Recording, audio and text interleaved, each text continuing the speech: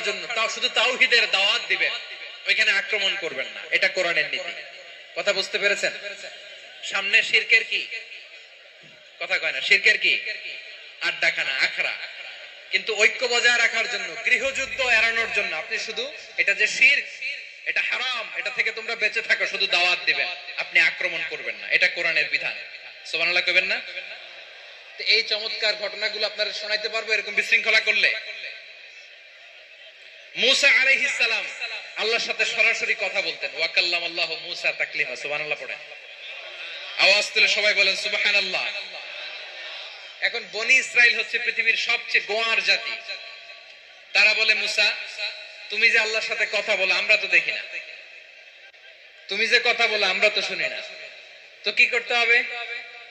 বনি ইসরাইল বলে, আমাদের মধ্য থেকে 70 জন নিয়ে যাইতে হবে তুর পাহাড়ে। ওরা আয়েশা যদি কয় হ্যাঁ আমরা শুনছি,